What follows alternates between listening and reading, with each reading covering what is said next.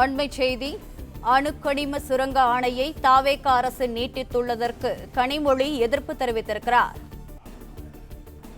கூடுதல் விவரங்களுடன் இணைகிறார் எமது செய்தியாளர் மாணிக்கம். மாணிக்கம், வணக்கம். மேலும் விவரங்கள். கன்னியாகுமரி மாவட்டத்தில் அணுக்கனிம சுரங்கம் அமைப்பதற்கான நில ஒதுக்கீட்டு ஆணைய தமிழக வெற்றிக்கழக அரசு மேலும் ஓராண்டு காலத்திற்கு நீட்டித்திருக்கிறது. இது குறித்து திமுக துணை பொதுச் செயலாளர் கனிமொழி கருணாநிதி அவர்கள் கண்டன அறிக்கை ஒன்றை வெளியிட்டிருக்கிறார். அந்த அறிக்கை அவருடைய சமூக வலைதள பக்கங்களில் வெளியிடப்பட்டிருக்கிறது.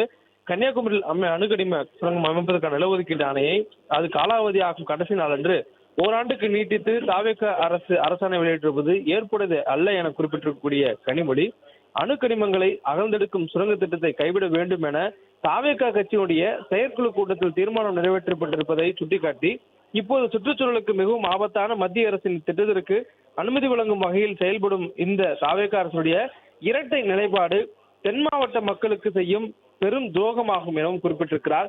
தாவேகவுடைய தேர்தலுக்கு முன்பாக அவர்கள் நடைபெற்றிருந்த செயற்குழுல ஒரு தீர்மானம் என்பது நிறைவேற்றப்பட்டது. அதாவது கடந்த 2024 நவம்பர் 3ஆம் தேதி அன்று நடைபெற்ற செயற்குழுல இயற்கை வள பாதுகாப்பு கொள்கை தீர்மானம் என்ற ஒரு தீர்மானம் நிறைவேற்றப்பட்டது. அதில் இயற்கை தாயின் செல்லப்பிள்ளையான கன்னியாகுமரி பகுதியில் அணுக்கனிமங்களை அகழ்ந்தெடுக்கும் சுரங்க திட்டத்தை நடைமுறைப்படுத்த மத்திய அரசு முயல்கிறது. தென் தமிழகத்தை பால்படுத்தும் இன்னொரு முயற்சியை இது.